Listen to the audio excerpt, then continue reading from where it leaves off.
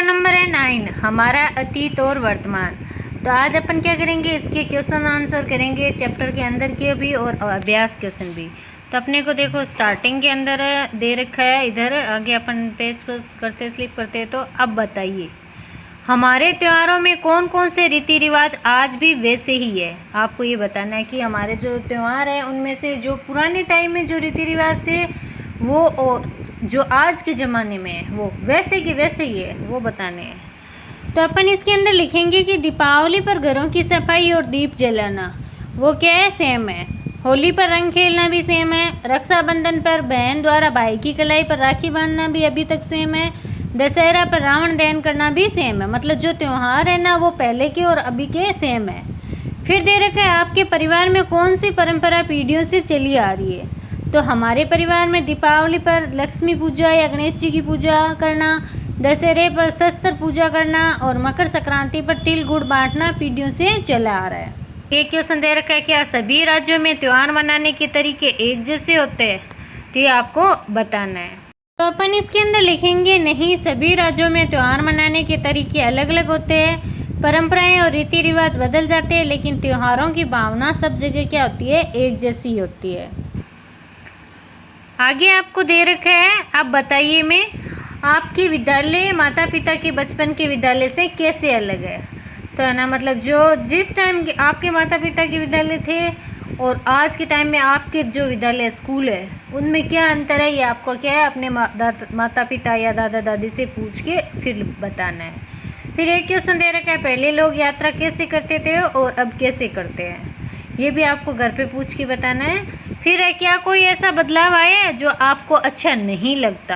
तो ये आपको आपकी घर पे आप पूछ के और फिर आप अपना डिसीजन लेना है कि आपको क्या बदलाव अच्छा लगा क्या नहीं लगा। तो यहाँ पे आपको लिखना है जो बदलाव आपको अच्छा नहीं लगा ना वो यहाँ पे लिखना है। तो अपन इसके अंदर लिखेंगे, पहले विद्यालय कच्चे मकानों में होते थे और केवल ब्लैक बोर्ड होता था। आज विद्यालय क्या है, पक्की इमारतों में डिजिटल कक्षाएं, स्मार्ट बोर्ड और कंप्यूटर इंटरनेट की सुविधा उपलब्ध है। फिर सेकंड दे रखा है, पहले लोग यात्रा कैसे करते थे और अब कैसे करते हैं। तो पहले लोग बैलगाड़ी, घोड़ा गाड़ी, पैदल या नाव से यात्रा करते थे। अब लोग कार, बस, ट्रेन, मेट्रो और हवाई जहाज से यात्रा करते हैं। फिर 3 नंबर क्वेश्चन है, क्या कोई ऐसा बदलाव आया है जो आपको अच्छा नहीं लगता। तो हाँ, पहले बच्चे बाहर खेलते थे जैसे गिल्ली डंडा, कबड्डी, और जो क्या था स्वास्थ्य के लिए अच्छा रहता था। अब बच्चे अधिकतर मोबाइल और वीडियो गेम खेलते हैं। ये बदलाव क्या है, मुझे अच्छा नहीं लगता। फिर आगे नेक्स्ट आपको दे रखा है, गतिविधि दे रखी है, क्या होता यदि बिजली का आविष्कार नहीं हुआ होता। तो आप बता सकते हैं क्या, बिजली के बिना हमारी ज़िंदगी कैसी होगी। फिर दे रखा है, पुराने ज़माने में लोग रात में रोशनी के लिए क्या क्या करते थे। क्या सभी बदलाव ज़रूरी होते हैं।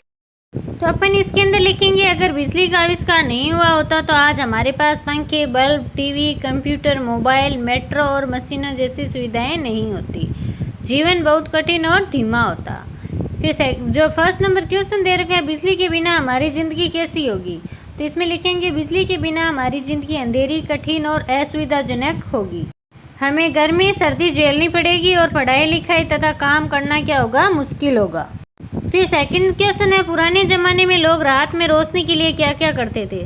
तो पुराने ज़माने में लोग रात में दिया, लालटेन और मशाल का उपयोग करते थे। थर्ड है, क्या सभी बदलाव ज़रूरी होते हैं। तो अपन लिखेंगे, नहीं, सभी बदलाव जरूरी नहीं होते। कुछ बदलाव जीवन को आसान बनाते हैं, लेकिन कुछ बदलाव परंपराओं और स्वास्थ्य पर बुरा प्रभाव डालते हैं। नेक्स्ट पेज पे आपको दे रखा है, इधर गतिविधि के अंदर तर्क वितर्क के अंदर आपको दे रखा है, जिसमें है कक्षा में 2 समूह बनाने। आपको एक समूह बिजली के फायदे और दूसरा समूह उसमें होने वाले नुकसान पर अपने विचार साझा करना है। तो क्या आप अब बता सकते हैं कि बिजली आने से क्या क्या फायदे हुए। तो अपन इसके अंदर लिखेंगे, बिजली से रोशनी, पंखा, कूलर, एसी और हीटर का उपयोग संभव हुआ। मशीनों और कारखानों में काम आसान हुआ। टीवी, कंप्यूटर, मोबाइल और इंटरनेट चलने लगे। शिक्षा और अस्पतालों में सुविधाएं बढ़ी। किन क्वेश्चन अपने को, क्या बिजली के उपयोग से कोई नुकसान भी होता है। तो इसमें लिखेंगे, हाँ, बिजली के अधिक उपयोग से ऊर्जा की बर्बादी होती है। बिजली बनाने में कोयले और पेट्रोल का उपयोग होता है, जिससे प्रदूषण बढ़ता है। लोग मशीनों पर ज़्यादा निर्भर हो जाते हैं और शारीरिक मेहनत कम हो जाती है। थर्ड क्वेश्चन है, क्या प्राचीन वस्तुएं हमें आज भी इस्तेमाल करनी चाहिए? तो इसके अंदर अपन लिखेंगे हाँ, कुछ प्राचीन वस्तुएं जैसे मिट्टी के घड़े, दिए और हस्तशिल्प की चीज़ें जो हाथ से बनाई जाती है आज भी उपयोग करनी चाहिए। ये पर्यावरण के लिए अच्छे होते हैं और हमारी परंपरा को भी जीवित रखते हैं। फिर नेक्स्ट आपको दे रखा है इधर, आप बताइए, गतिविधि दे रखी है आपको, ऐतिहासिक प्रमाण है पहले, फिर आपको इसके अंदर दे रखी है गतिविधि। आप अपने घर में कोई प्राचीन वस्तु, दादा दादी की वस्तुएं, पुराने सिक्के, मिट्टी के बर्तन, तांबे के बर्तन, मिट्टी के खिलौने, पुरानी किताबें लाए और उनके बारे में आपको क्या करना है, चर्चा करना। आपके घर पे जो भी पुराना सामान हो उनमें से जो यहाँ पे दे रखा है इनमें से कोई भी सामान लाओ और फिर उसके बारे में आपको चर्चा करनी है। तो फिर आप क्या यहाँ पे आप बताइए, मैं क्वेश्चन पूछा है प्राचीन काल के बर्तन और आज के बर्तनों में क्या परिवर्तन आया है? तो अपन इसके अंदर लिखेंगे प्राचीन काल में लोग तांबे, पीतल और मिट्टी के बर्तनों का प्रयोग करते थे। आजकल स्टील, एल्युमिनियम, कांच और प्लास्टिक के बर्तन अधिक उपयोग किए जाते थे। तो पहले वाले जो बर्तन थे ना वो आज के वाले बर्तनों से बहुत ज़्यादा अच्छे हुआ करते थे। सेकंड है, पुरानी वस्तुएं हमें अतीत के बारे में क्या सिखाती है? तो पुरानी वस्तुएं हमें ये सिखाती है कि पहले लोग पर्यावरण के अनुकूल साधन अपनाते थे। वे चीज़ें टिकाऊ और स्वास्थ्य के लिए भी अच्छी होती थी। हमें ये ज्ञान मिलता है कि समाज और तकनीकी में समय के साथ कैसे बदलाव आया। फिर आपको दे रखा है अपने सहपाठियों के साथ मिलकर इस तालिका या सारणी को आपको क्या करना है, बढ़ना है। तो यहाँ पे विषय दे रखा है, देखो, यातायात के साधन, जिसके अंदर नाना जी और दादाजी के समय क्या था, बैलगाड़ी हुआ करती थी। माँ या पिताजी के समय क्या हो गया, साइकिल आ गई। वर्तमान समय में क्या है, साइकिल है और मोटरसाइकिल है। संदेश भेजने के साधन के अंदर लिखना है आपको। फिर घर का प्रकार, रसोई के बर्तन, प्रकाश के साधन, मनोरंजन के साधन। इसमें ना मतलब नाना जी और दादाजी के समय में क्या थे, माँ और पिताजी के समय में क्या थे, और अभी वर्तमान जो अपन है उस समय में क्या है।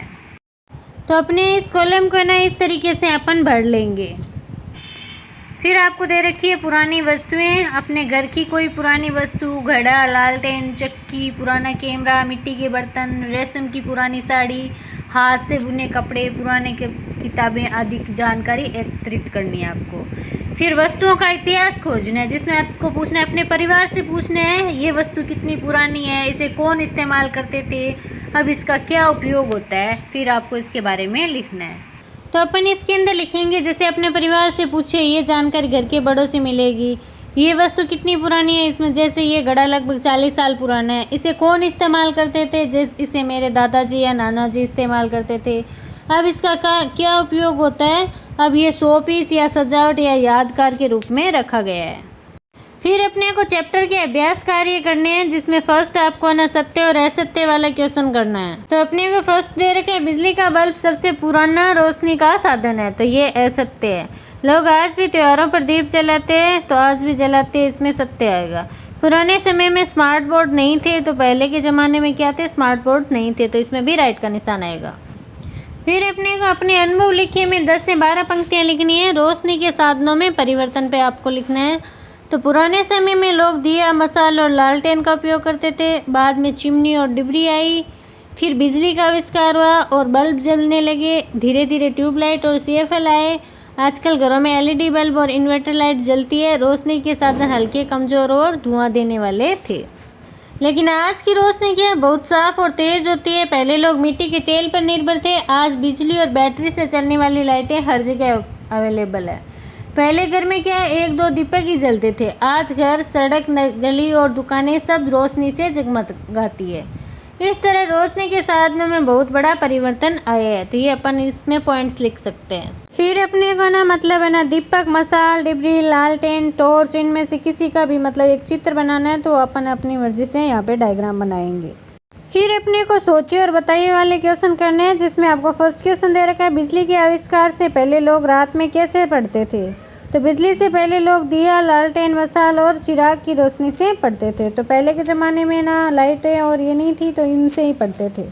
फिर आपको दे रखा है दीप और बल्ब में क्या अंतर है। तो दीप तेल या घी से जलता है और लो देता है, बल्ब बिजली से जलता है और तेज सफ़ेद रोशनी देता है। फिर 3 नंबर क्वेश्चन दे रखा है, समय के साथ रोशनी के साधनों में क्या बदलाव आया है, इससे हमारे जीवन पर क्या प्रभाव पड़ा है। तो अपन लिखेंगे, पहले दिया, मसाल और लालटेन का प्रयोग होता था, बाद में टॉर्च, डिबरी, बल्ब और ट्यूबलाइट आई।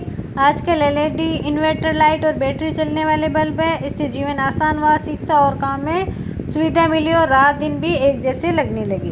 फिर आपको गतिविधि दे रखी है जिसमें आपको ना पुराने दादा दादी या नाना नानी से पूछ कर आपको तुलना करनी है। तो उनके समय में मिट्टी के दिए, लालटेन और मसाल रोशनी के साधन थे। आजकल बिजली, एलईडी बल्ब और इन्वर्टर से जगह जगह रोशन रहते हैं।